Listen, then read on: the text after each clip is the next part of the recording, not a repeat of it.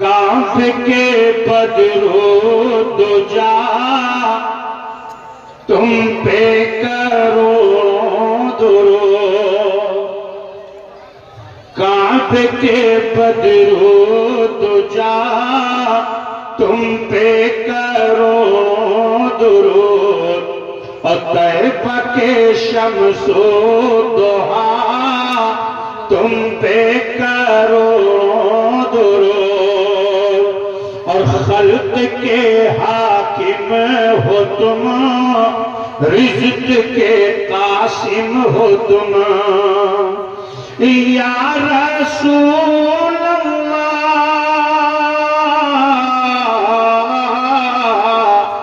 خلق کے حاکم ہو تم، رزق کے قاسم ہو تم، اور جو ملا تم سے ملا تم پہ کروڑوں درود، تم پہ کروڑوں درود۔ میں نے آیت کریمہ کی تلاوت کا شرف حاصل کیا، سورہ کوثر کی آیات طیبات ہیں۔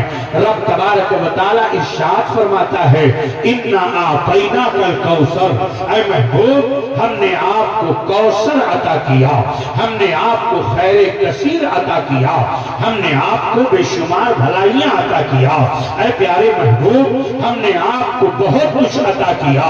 اے پیارے محبوب جب ہم نے آپ پر اتنی خوبیاں عطا فرمائی، ہم نے آپ پر اتنی نعمتیں نازل فرمائی، فَصَلِّ لِرَبِّكَ وَانْحَرْ، تو اپنے رب کے لیے نماز پڑھیے، اپنے رب کے لیے قربانی کیجیے۔ إِنَّ شَانِئَكَ هُوَ الْأَبْتَرُ، بے شک آپ کا دشمن ہی تم کٹا ہے، آپ کا دشمن ہی نامراد ہے، آپ کا دشمن ہی تم مریدہ ہے، آپ کا دشمن ہی خائب و خاسر ہے۔ آپ ذرا غور فرمائیے اس آیت کریمہ میں رب تبارک و تعالیٰ نے اپنے محبوب کی عظمتوں کو بیان فرمایا ہے۔ اے محبوب ہم نے آپ کو بے شمار خوبیاں عطا فرمائی، ہم نے آپ کو کوثر عطا کیا، نہر کوثر عطا کیا۔ آپ ذرا غور فرمائیے آج ہم اور آپ پیارے آقا علیہ السلام سے محبت کا دم تو بھرتے ہیں پیارے، لیکن ہم سے نمازیں چھوٹ جاتی ہیں۔ ہم پیارے محبوب علیہ السلام کی بارگاہ میں درود و سلام کا ہدیہ نہیں پیش کرتے ہیں، ان سے محبت کا دم تو بھرتے ہیں۔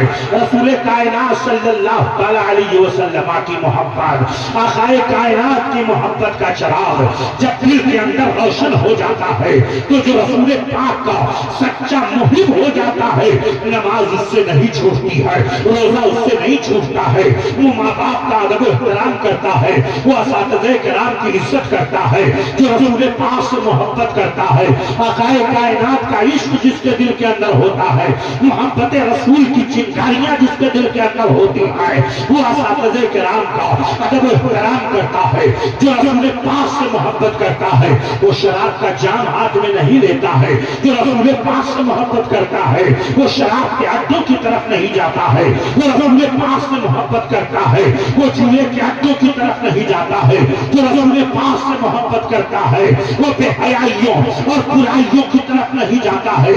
لہذا اے پراچو رسیہ کے نوجوانوں اور گرد و نواح سے تشریف لائے ہوئے مسلمانوں، آج دار العلوم فدائیہ نوریہ کے اسٹیج سے یہ پیغام لے کر کے جاؤ کہ ہماری زندگی میں انقلاب برپا ہوگا۔ آج بابو شان کی سرپرستی میں، بابو حضور کی سرپرستی میں ہم جلسہ سننے آئے ہیں، علماء کے بیانات سننے آئے ہیں، ہماری زندگی میں انقلاب برپا ہوگا۔ ہم یہاں سے اٹھیں گے تو یہ عہد کر کے اٹھیں گے کہ ہمارے دل میں نبی کی محبت کا ایسا چراغ روشن ہوگا کہ جب جب ہمارے گاؤں کے اور ہماری مسجد کے منبروں محراب سے اور ہماری مسجد کے مینار سے جب آواز آئے گی اللہ اکبر کی، تو ہم اپنا سارا کاروبار بند کر کے، اپنے کھیت کھلیان کا کام بند کر کے ہم چلیں گے اور مسجد میں اپنی پیشانی جھکا کر کے رب کی بارگاہ میں بندگی کا اظہار۔ نعرہ تکبیر، نعرہ رسالت، مسلک اعلی حضرت فیضان روحانی بابا، فیضان سرکار حضور عالی، فیضان نہیں ہے آپ نے دیکھا نہیں سجدے کی طاقت کو مسلمان سمجھ نہیں سکا. سجدے کے اندر کتنی طاقت ہے. وہ ایک سجدہ ڈاکٹر اقبال کو کہہ دینا پڑا. وہ ایک سجدہ جسے تو گرا سمجھتا ہے 1000 سجدوں سے دیتا ہے آدمی کو نجات. سجدے کے اندر کتنی طاقت ہوتی ہے. جب انسان سجدہ کرتا ہے مرد مومن رب کی بارگاہ میں پیشانی جھکا دیتا ہے. تو آؤ قرآن پاک کی آیات طیبات پر ہے. قرآن پاک میں رب تعالیٰ ارشاد فرماتا ہے کیا تم نے نہیں دیکھا اے پیارے محبوب, کیا آپ نے نہیں دیکھا کہ چاند رب کی بارگاہ میں سجدہ کرتا ہے, سورج رب کی بارگاہ میں سجدہ کرتا ہے, سارے پہاڑ رب کی بارگاہ میں سجدہ کرتے ہیں, جتنے جانور ہیں وہ سب رب کی بارگاہ میں سجدہ کرتے ہیں, جتنے درخت ہیں وہ سب رب کی بارگاہ میں سجدہ ریز ہیں. آپ ذرا غور فرمائیے, قرآن پاک کی آیات طیبات کا مطالعہ کیجئے. سجدے کے اندر کتنی طاقت ہے. کائنات کی ہر شے رب کی بارگاہ میں سجدہ کر رہی ہے. رب تبارک و تعالیٰ کی بارگاہ میں سب کی پیشانی جھکی ہوئی ہے. ایک کافر انسان ہے جو رب کی بارگاہ میں اپنی پیشانی نہیں جھکاتا ہے, یا وہ کافر جن ہے جو رب کی بارگاہ میں پیشانی نہیں جھکاتا ہے, یا وہ کافر مسلمان ہے جو رب کی بارگاہ میں پیشانی نہیں جھکاتا ہے. آؤ ذرا دیکھو سجدے کی طاقت میں بتا دینا چاہتا ہوں, اور یہاں سے یہ ذہن لے کر کے اٹھو کہ قرون اولیٰ کے مسلمانوں نے اسی سجدے کی طاقت کے ذریعے بڑے بڑے قیصر و کسریٰ کے بڑے بڑے بادشاہوں کے سامنے بھی جب وہ آئے ہیں تو سجدے کی طاقت لے کر کے گئے ہیں. سجدے کی طاقت کے سامنے بڑے بڑے پہاڑ ان کی پیشانیاں جھک جایا کرتی ہے. سجدے کے اندر کتنی طاقت ہے. آؤ ذرا دیکھو سجدے کی طاقت بتا دینا چاہتا ہوں. آپ ذرا غور فرمائیے. حضرت سیدنا سعد بن ابی وقاص رضی اللہ عنہ ہے, حضرت خالد بن ولید رضی اللہ عنہ ہے. یہ 210 سالہ اسلام ہے کہ جن کا نام سن کر کے بڑے بڑے بادشاہ زمانہ بھی ان کی کرسیاں چرمرا, ان کا نام سن کر کے حضرت سعد بن ابی وقاص رضی اللہ عنہ, حضرت خالد بن ولید رضی اللہ عنہ. آپ ذرا غور فرمائیے سجدے کی طاقت. ایران کی جانب اسلامی فوجیں پیش قدمی کر رہی ہے. سامنے دریا آ جاتا ہے. جب دریا آ گیا تو حضرت سیدنا سعد بن ابی وقاص رضی اللہ عنہ نے اپنے مجاہدین کو بلایا, کہا ادھر آؤ. سب کے سب آ گئے اور حضرت سیدنا سعد بن ابی وقاص رضی اللہ عنہ نے رب کی بارگاہ میں پیشانی جھکا دیا. اللہ اکبر کہتے ہوئے رب کی بارگاہ میں جب گئے, سبحان ربی الاعلیٰ, سبحان ربی الاعلیٰ, پاکی ہے میرے پالن ہار کے لیے جو سب سے اعلیٰ ہے, جو اعلیٰ ہے, جو برتر ہے. رب کی بارگاہ میں سجدہ ریز ہے, پیشانی جھکی ہوئی ہے اور رب کی بارگاہ میں دعا کر رہے ہیں, اے میرے پروردگار, اے الہ العالمین, اے پروردگار, تیرے حکم سے دریا چلتا ہے, تیرے حکم سے دریا کا پانی بہتا ہے, تیرے حکم سے دریا کی روانی اور دریا کے اندر طغیانی پیدا ہوتی ہے, تیرے حکم سے پانی ٹھہر جاتا ہے, تیرے حکم سے پانی کے اندر موجیں پیدا ہو جاتی ہے. مولا قدیر, اے اللہ, تیرے حکم سے سیب کے اندر بارش کے قطرات جب پہنچتے ہیں تو وہی موتیوں کی شکل اختیار کر لیتے ہیں. اے اللہ, تیرے حکم سے سب کچھ ہے. اے الہ العالمین, پروردگار, یہ مجاہدین کی جماعت ہے, سامنے ہم ایران کی طرف جا رہے ہیں. اے پروردگار, اے الہ العالمین, دریا کی موجوں کو ہمارے قبضے میں کر دے. مسلمانوں سن لو سجدے کی طاقت کیا ہوتی ہے. سجدہ کر کے رب کی بارگاہ میں دعائیں کر رہے ہیں. جب یقین ہو گیا کہ میرے رب نے دعائیں قبول کر دیا ہے, رب قدیر نے دعائیں قبول کر دی ہے, تو حضرت سعد بن ابی وقاص نے سجدے سے سر اٹھایا اور اپنے مجاہدین کو بلایا. حضرت سیدنا سعد بن ابی وقاص نے گھوڑے پر زین ڈالی ہے, حضرت خالد بن ولید رضی اللہ عنہ نے گھوڑے پر زین ڈالی ہے اور دریا کے اندر اپنا گھوڑا ڈال دیا. دوسری طرف ایران کی فوجیں تیر کمان لے کر کے کھڑی تھی کہ ابھی ادھر فوجیں آئے گی کہ ہم تیر کمان پھینک دیں گے اور ان کے سینوں کو چھلنی کر دیں گے. اللہ اکبر. تاریخ اسلام شاہد ہے, علماء کا چم غفیر ہے. آپ اسلامی تاریخ کا مطالعہ کریں. حضرت سیدنا سعد بن ابی وقاص اور حضرت خالد بن ولید نے جب اپنے گھوڑوں کو دریا کے اندر ڈالا ہے تو سارے مجاہدین نے اپنا گھوڑا دریا کے اندر ڈال دیا. اب تاریخ شاہد ہے کہ دریا کی سطح پر اسلامی مجاہدین کے گھوڑے دوڑتے ہوئے چلے جا رہے تھے. ایسا معلوم ہو رہا تھا پلک جھپکتے ہی سارے مجاہدین نے دریا پار کر لیا. حضرت سیدنا سعد بن ابی وقاص رضی اللہ عنہ اور حضرت خالد بن ولید کے دونوں گھوڑوں کے ان کے گھوڑے کے پاؤں کا جو کھل تھا وہ زمین سے ٹچ ہی نہ ہوا, پانی سے ٹچ ہی نہ ہوا. ایسا معلوم ہو رہا تھا کہ ایک جست ماری اور دریا کے اس پار پہنچ گئے. اللہ اکبر. سجدے شکر ادا کیا, میرے پروردگار تو کتنا کریم ہے, اے الہ العالمین تو کتنا دعاؤں کو قبول کرنے والا ہے. اے پروردگار, اے الہ العالمین, تیری مدد شامل نہ ہوتی تو ہم دریا پار نہ کر پاتے. تیری نصرت اگر شامل نہ ہوتی تو ایسی صورت میں دریا کی موجیں ہمارے قبضے میں نہ آتی. اے الہ العالمین, تیرا شکر ہے سارے مجاہدین دریا پار کر دیتے ہیں اور ادھر ایران کی فوجیں بھاگ کھڑی ہوتی ہے کہ یہ تو دوسری دنیا کی مخلوق آ گئی ہے. سب کے سب بھاگ کھڑے ہوئے. حضرت سیدنا سعد بن ابی وقاص نے پیشانی پھر رب کی بارگاہ میں جھکا دیا. سجدے سے طاقت حاصل کی جا رہی ہے, سجدے سے قوت حاصل کی جا رہی ہے. ساحل اول پر ہے تب بھی سجدہ کر رہے ہیں, ساحل ثانی پر ہے تب بھی سجدہ کر رہے ہیں, دریا کے اس پار ہے تب بھی سجدہ کر رہے ہیں, اور دریا کے اس پار ہے تب بھی سجدہ کر رہے ہیں. رب کی بارگاہ میں پیشانی جھکی ہوئی ہے, سارے مجاہدین پیشانی جھکائے ہوئے ہیں. اللہ اکبر. تب تک ایک مجاہد آگے بڑھا. اس بوڑھے مجاہد نے کہا, اے سپہ سالار اسلام, کہا کیا بات ہے؟ کہا دریا جب میں پار کر رہا تھا تو میرا ایک پیالہ دریا کے اندر گر گیا. دریا کے اندر میرا ایک پیالہ گر گیا. حضور ہم نے کیا کرو؟ اسی دریا کے پیالے سے اسی پیالے سے میں پانی پیتا تھا, اسی پیالے سے میں کھانا کھاتا تھا, اپنی ضروریات میں استعمال کرتا تھا. حضرت سیدنا سعد بن ابی وقاص نے یہ نہیں کہا کہ ارے دریا کے اندر گر گیا کوئی بات نہیں ہے, میں دوسرا پیالہ لا کر کے دے دوں گا, یہ نہیں کہا, بلکہ پھر پیشانی رب کی بارگاہ میں جھکا دیا. اے الہ العالمین, میرا ایک بوڑھا مجاہد آیا ہے, وہ تیری بارگاہ میں فریاد کر رہا ہے. اے الہ العالمین, جب وہ دریا پار کر رہا تھا تو اس بوڑھے مجاہد کا پیالہ دریا کے اندر گر گیا. اے پروردگار, اے الہ العالمین, دریا کو حکم دے دے کہ تیرے حکم پر دریا کا پانی چلتا ہے, تو دریا کو حکم دے دے کہ میرے بوڑھے مجاہد کا پیالہ واپس کر دے. اتنا کہنا تھا, اتنا دعا کرنی تھی کہ دریا کے اندر ایک موج پیدا ہوئی اور اس بوڑھے مجاہد کا پیالہ اچھل کر کے اس بوڑھے مجاہد کی گود میں آ کر کے گر گیا. نعرہ تکبیر, نعرہ رسالت, مسلک اعلی حضرت, جشن دستار بندی, فیضان روحانی بابا, نعرہ تکبیر. ذرا غور فرمائیے, سجدے کی طاقت کتنی عظیم ہوتی ہے. سجدے سے آج ہم دور بھاگ رہے ہیں.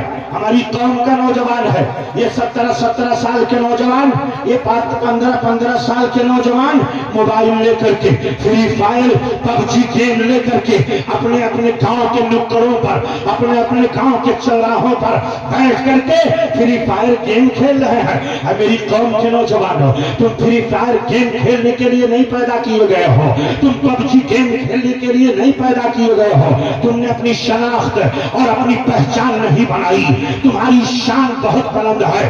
اپنی امت کو قیاس اقوام عالم پر نہ کر, ہے جدا تعمیر میں قوم رسول ہاشمی. تم رسول ہاشمی کی قوم ہو, نبی کونین صلی اللہ علیہ وسلم کی امت ہو.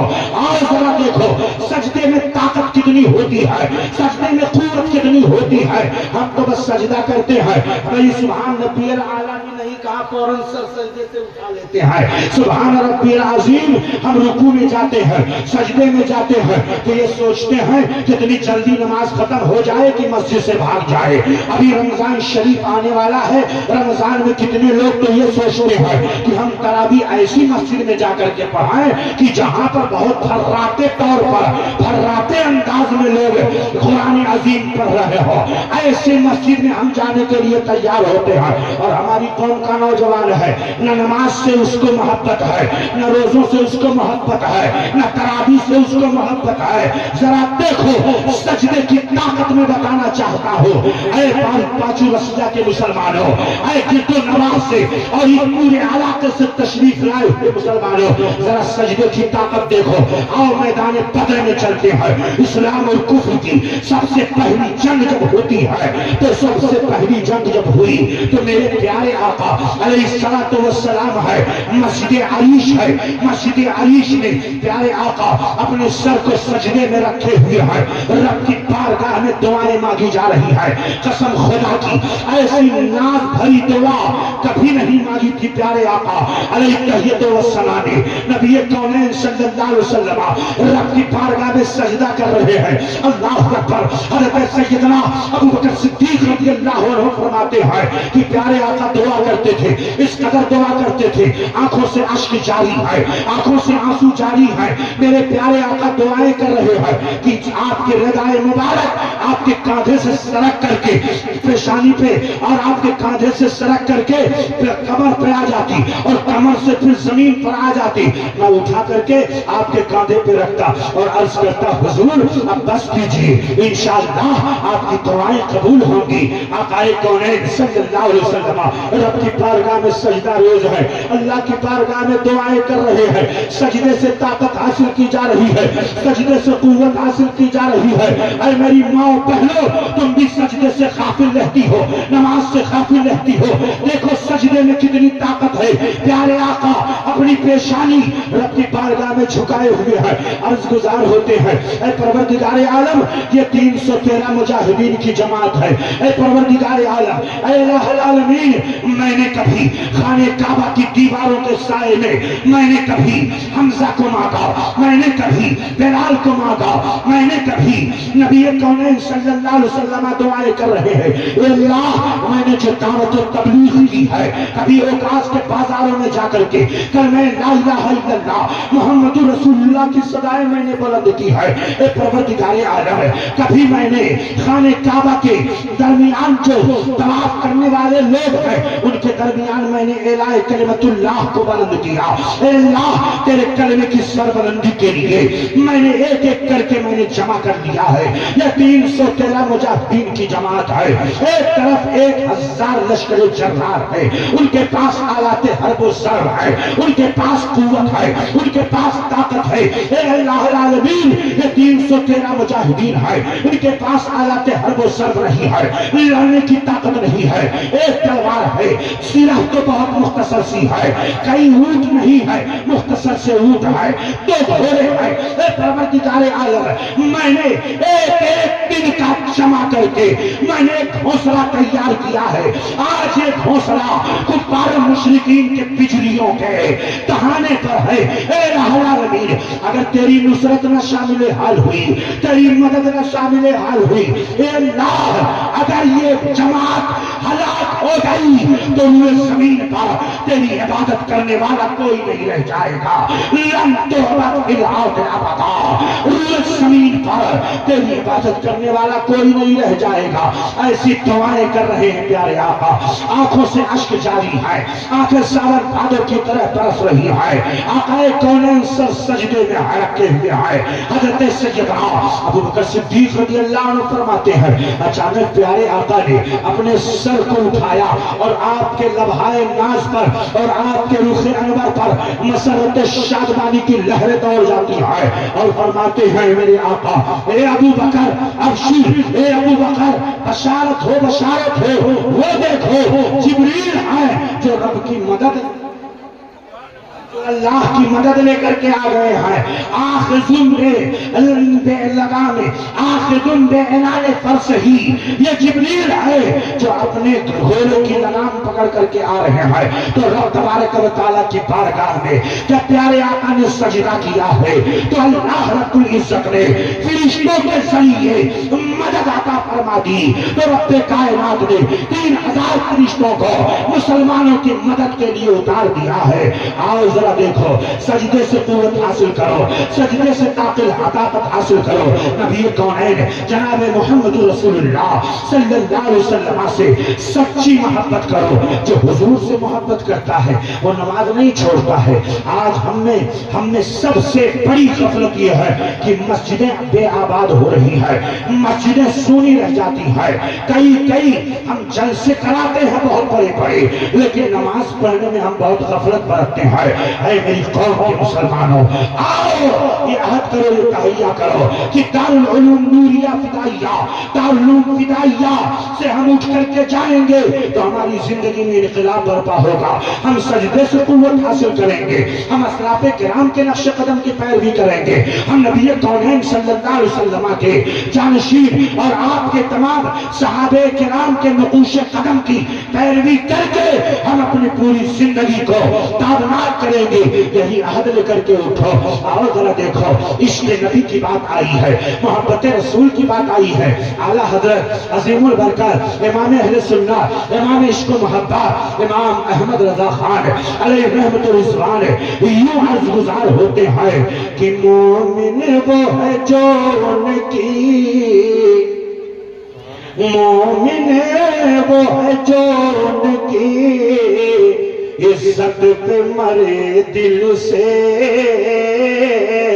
تعظیم جو کرتا ہے نجدی تو مرے دل سے.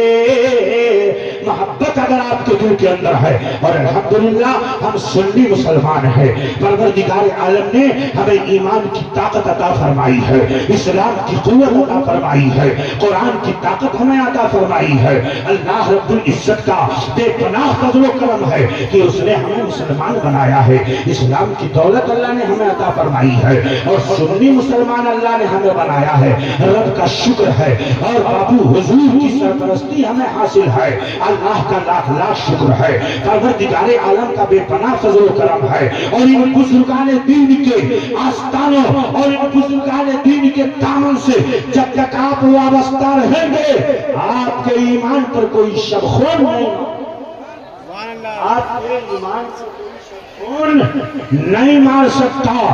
اس لیے اللہ کے محبوب بندوں سے محبت کرنا اللہ سے محبت کرنا ہے. تو جو اللہ سے کے محبوب بندوں سے محبت کرتا ہے، پھر کوئی بھی شیطان، کوئی بھی ابلیس، چاہے وہ کتنا بھی اپنے چہرے پر خاصہ مل کر کے آئے، وہ آپ کے ایمان پر کبھی شبخون نہیں مار سکتا اور آپ کے ایمان کو کبھی نہیں چھین سکتا.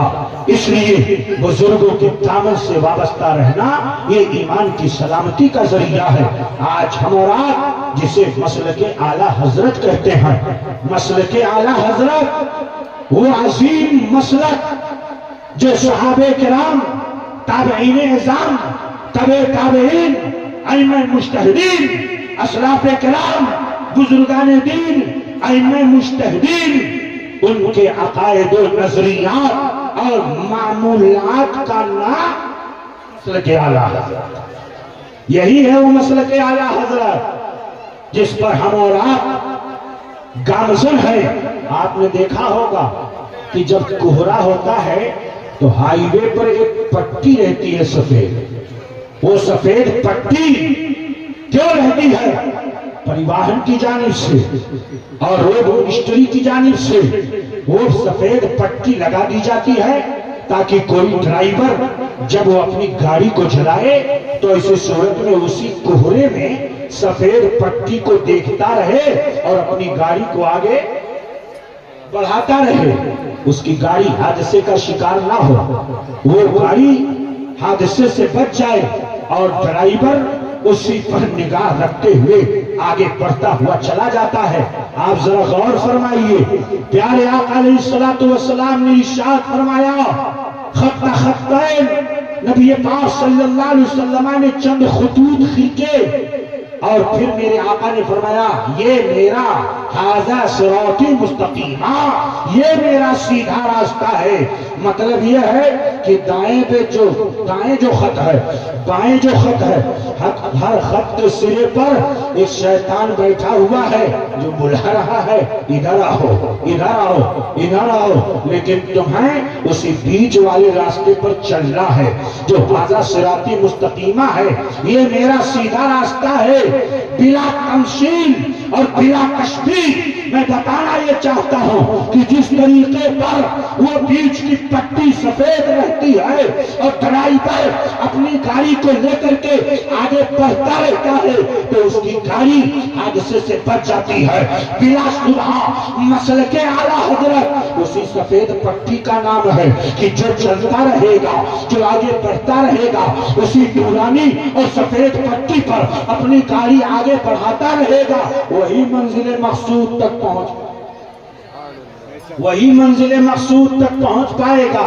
اور اگر کہیں ادھر ادھر ڈس بیلنس اور گاڑی کہیں ادھر ادھر گئی تو حادثے کا شکار ہو جائے گی۔ فتنوں کا دور ہے۔ آج یہ عظیم الشان جمع غفیر عوام الناس کا ٹھاٹھے مارتا ہوا مجمع ہماری قوم کا نوجوان چیٹ جی پی اس سے مسئلہ پوچھتا ہے، سوشل میڈیا سے مسئلہ پوچھتا ہے۔ یہ علماء کرام کی مقدس جماعت، یہ حفاظ کرام جنہوں نے قرآن پاک کو اپنے سینے میں محفوظ کر لیا، یہ کتنی عظیم دولت اپنے سینے میں لے کر کے آج دولہا بنے ہوئے ہیں۔ ان کے گردن پہ اور ان کو آپ ہار پھول سے نواز رہے ہیں، ہار پھول آپ پہنا رہے ہیں، ان کو آپ تحفے تحائف دے رہے ہیں۔ ان کے ماں باپ بالکل خوشیوں میں آج پھولے نہیں سما رہے ہیں، ان کے بھائی بہن آج خوشیوں سے پھولے نہیں سما رہے ہیں۔ میرا بیٹا حافظ قرآن بن گیا، میرا بیٹا قاری قرآن بن گیا، بھائی کہتا ہے میرا بھائی حافظ قرآن بن گیا، بہن کہتی ہے میرا بھائی حافظ قرآن بن گیا۔ آج یہ اتنی عظیم دولت اپنے سینے میں انہوں نے محفوظ کر لیا ہے۔ آپ ذرا غور فرمائیے، یہ علم کی برکتیں ہیں۔ آپ ذرا دیکھیے، آپ قدم رکھتے ہیں جیسے ہی فدائیہ نوریہ کے شہر میں یہ عظیم الشان شہر، یہ عظیم الشان یہ عمارت، آپ ذرا دیکھتے رہیں، جس طرف آپ جائیں گے ہر طرف ایک روحانی سما آپ کو نظر آئے گا۔ یہ علم کی برکتیں ہیں، اور یاد رکھیے علم کی برکتیں اتنی عظیم ہوا کرتی ہیں کہ جب آپ علم سے محبت کریں گے، جب آپ علماء سے محبت کریں گے۔ آج یہ نورانی چہرہ ان کا ہے، یہ کیوں کھلا ہوا ہے؟ یہ علم کی برکتیں ہیں، علم روشنی ہے، علم کو نور سے تعبیر کیا گیا، علم کو روشنی سے تعبیر کیا گیا۔ آج ہم اپنے بچوں کو پڑھانے سے دور بھاگ رہے ہیں۔ بچہ حافظ قرآن بن جائے گا تو 4000 روپے میں کیا ہو جائے گا؟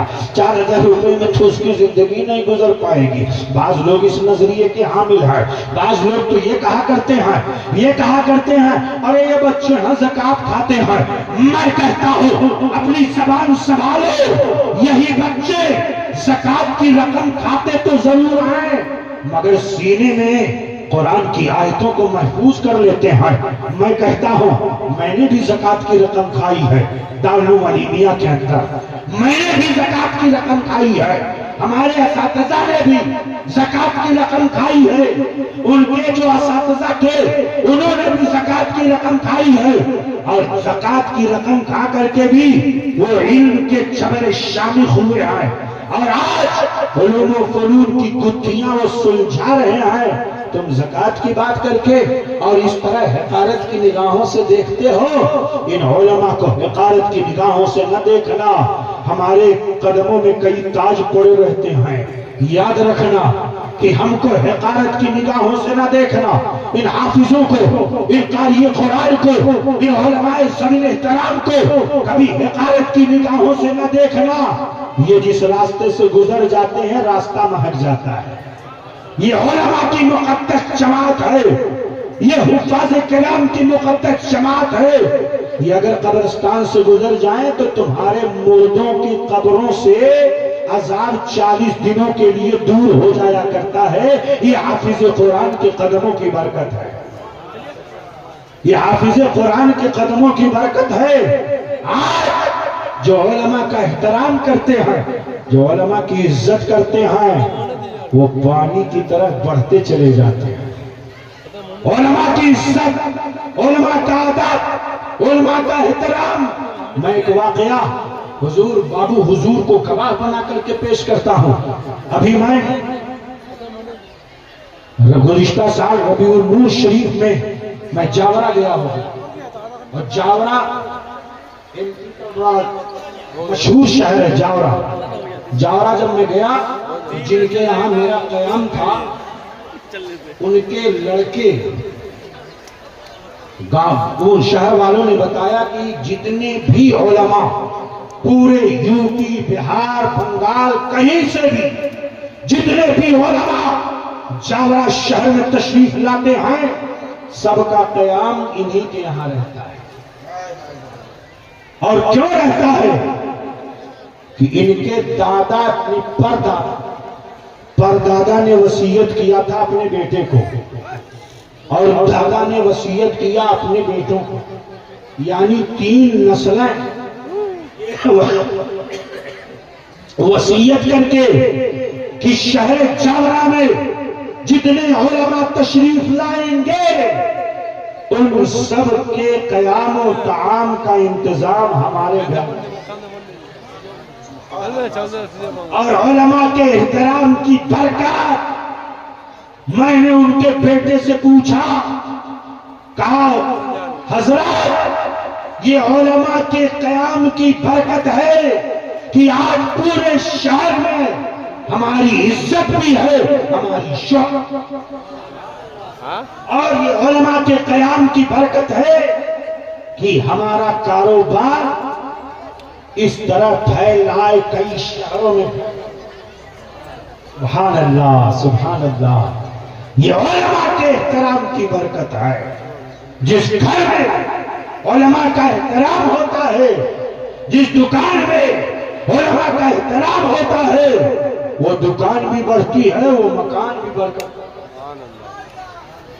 اس لیے آج یہ طلبہ الحمدللہ دارالعلوم نوریہ فدائیہ نوریہ کے طلبہ, میں علم کی بات کر رہا تھا, چاہے وہ دینی علم ہو چاہے وہ دنیاوی علم ہو, دنیاوی علوم سے بھی آج ہماری قوم کے لوگ دور بھاگ رہے ہیں.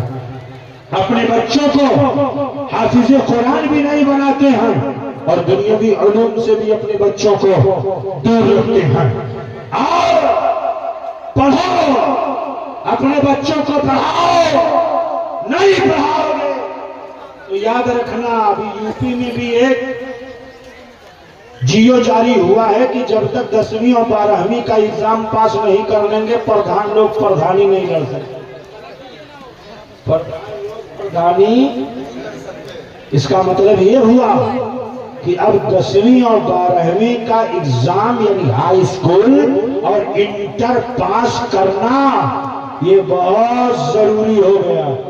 اس کے بغیر آپ آگے کوئی بھی امتحان کراس نہیں کر سکتے. اس لیے میری قوم کے نوجوانوں, یہ پب جی کھیلنے کا ٹائم نہیں ہے, یہ فری فائر کھیلنے کا ٹائم نہیں ہے, یہ گلی ڈنڈا کھیلنے کا ٹائم نہیں ہے. ابھی پڑھائی کا جب ٹائم ہوتا ہے تو ہماری قوم کے لوگ ٹورنامنٹ کروانا شروع کرتے. ابھی دیکھیے ٹورنامنٹ کروانا, جہاں جہاں مسلم بہت چھیتر ہے ہمارے یو پی میں یہ ماحول چلا ہوا ہے. ابھی ہم کئی جگہوں پر گئے تو جہاں گئے تو دیکھا کہ ٹورنامنٹ ہو رہا ہے, یعنی کرکٹ ٹورنامنٹ. اور کرانے والے لوگ کون ہیں؟